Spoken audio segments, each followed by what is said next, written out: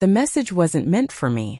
I know that because when her phone lit up on the kitchen counter, the screen was angled just enough for me to read it without touching anything.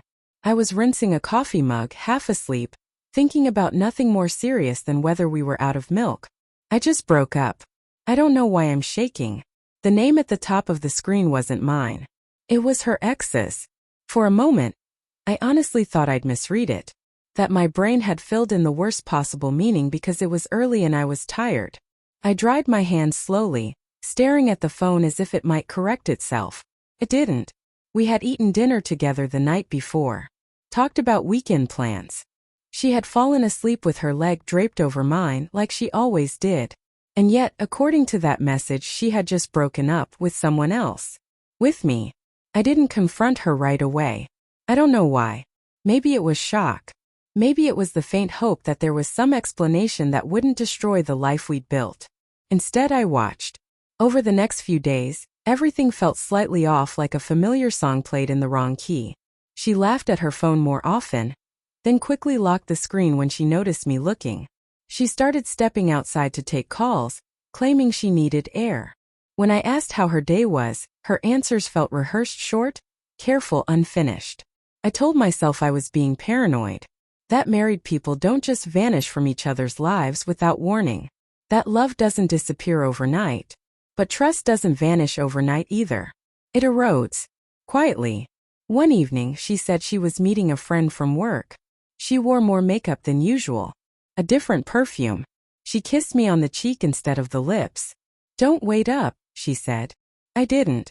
I sat on the couch in the dim living room, replaying that text in my head. I just broke up. The words felt heavier every time I thought about them. Not "we're having problems." Not "I'm confused." A clean, decisive ending, spoken to another man. When she came home, it was late. She looked tired but not guilty. That almost hurt more. "Did you have fun?" I asked. She hesitated. Just for a second. "Yeah. It was good." That pause told me everything. 2 nights later, I saw the rest. She had left her laptop open while she showered. I wasn't snooping, I truly wasn't, but a notification popped up in the corner of the screen. Same name. Same thread.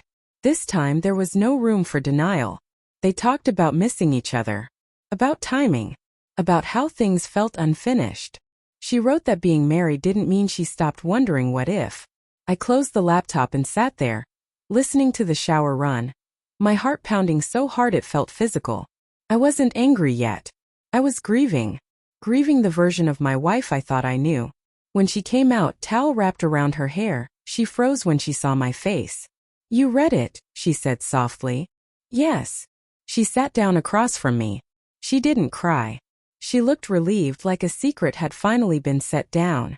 She told me she never planned for it to go this far. That the messages started harmlessly. That reconnecting with him made her feel like herself again, whoever that was supposed to be. She said she felt trapped, even though I'd never tried to cage her. I asked her one thing. "When you texted him that you'd just broken up, did you mean it?" She looked away. I didn't know how else to explain how I felt. That was the moment something inside me went quiet. Not numb, clear. I realized I was standing in a relationship that existed mostly in my memory. The man she was confiding in wasn't me. The future she was imagining didn't include us. So I didn't argue. I didn't beg. I didn't raise my voice. I told her I was going for a walk. I packed a bag that night while she slept. I took only what I needed. Clothes. Documents. A photo of us from years ago, when love was uncomplicated and honest. In the morning I left a note. It wasn't dramatic.